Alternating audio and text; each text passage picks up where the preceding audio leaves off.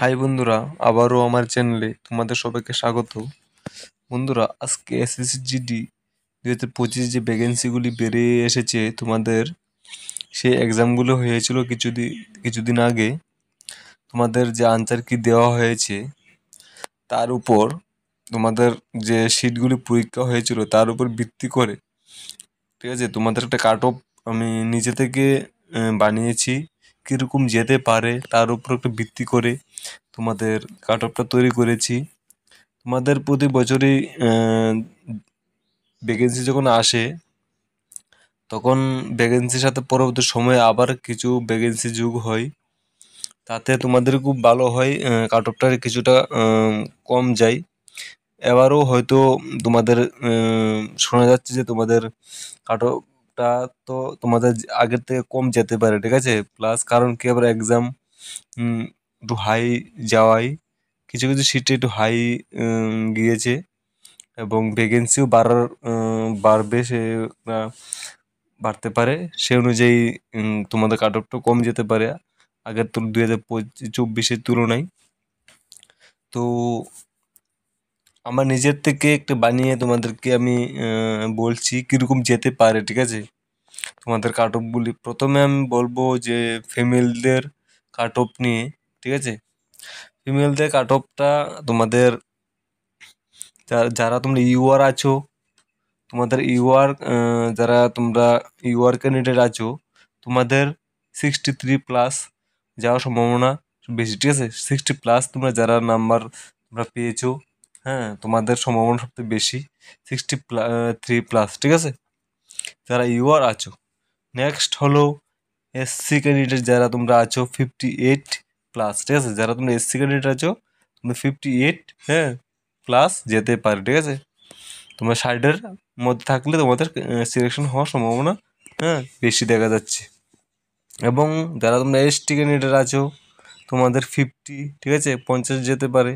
তোমাদের 50+ থাকলে তোমাদের সিলেকশন হওয়ার সম্ভাবনা সবথেকে বেশি তোমরা, ঠিক আছে। তারপর তোমরা এখন তোমাদের ফিজিক্যালের উপর জোর দাও, যাতে তোমরা ফিজিক্যাল অন্তত তোমরা সেখান থেকে কোয়ালিফাই হয়ে আসতে পারো।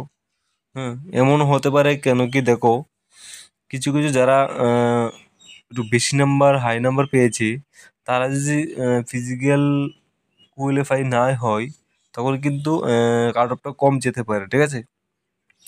তাই তোমরা কম নাম্বার পেয়েছো, অনেকে ভাবছো যে কম নাম্বার পেয়েছি আমি ফিজিক্যাল দিতে যাব না, কিন্তু সেটা ভুল কথা।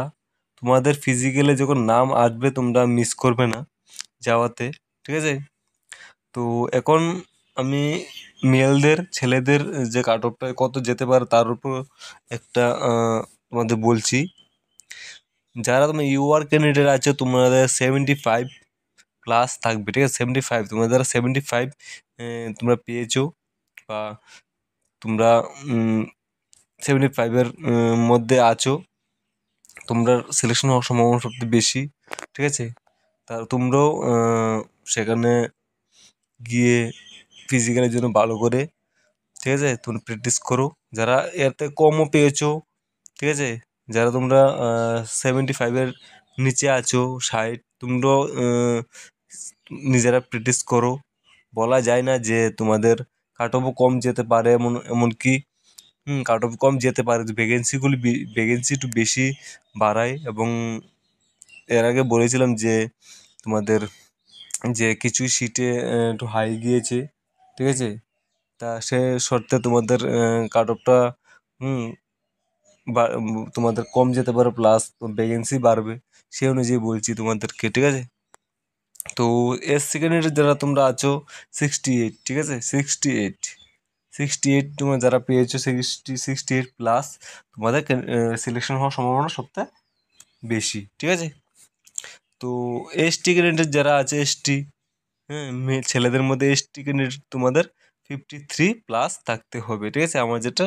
আমার অনুযায়ী, ঠিক আছে, আমার নিজের নিজের যে দেখে বলছি যে তোমাদের 53+ থাকলে তোমাদেরও সিলেকশন হওয়ার সম্ভাবনা সবথেকে বেশি, ঠিক আছে।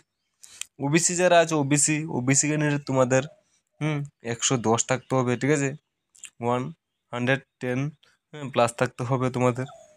110 থাকলে তোমাদের, প্লাস থাকলে তোমার সম্ভাবনা, হ্যাঁ, সবথেকে বেশি, ঠিক আছে, বা 115। কিন্তু কম থাকলে তোমরা, যদি তোমার ফিজিক্যালি ডাক ফিরে থাকো, হ্যাঁ, প্র্যাকটিস করতে থাকবে, হুম, তোমরা সেখানে যাবে। এবং এরকম ভেবো না যে তোমাদের কম নাম্বার বলে তোমরা সেখানে ফিজিক্যালের জন্য ডাক পড়েছে, যাবো না। বলা যায় না, সিলেকশন হয়ে যেতে পারে, ঠিক আছে। তো আশা করি বুঝতে পারছো তোমাদের কিরকম যেতে পারে। শর্ট ভিডিওর মধ্যে বলে দেওয়ার চেষ্টা করেছি, ভিডিওটা বেশি বড় করার চেষ্টা করিনি, ঠিক আছে। তো যদি ভালো লাগে তাই ভিডিওটা অবশ্যই লাইক করে দেবেন। ধন্যবাদ।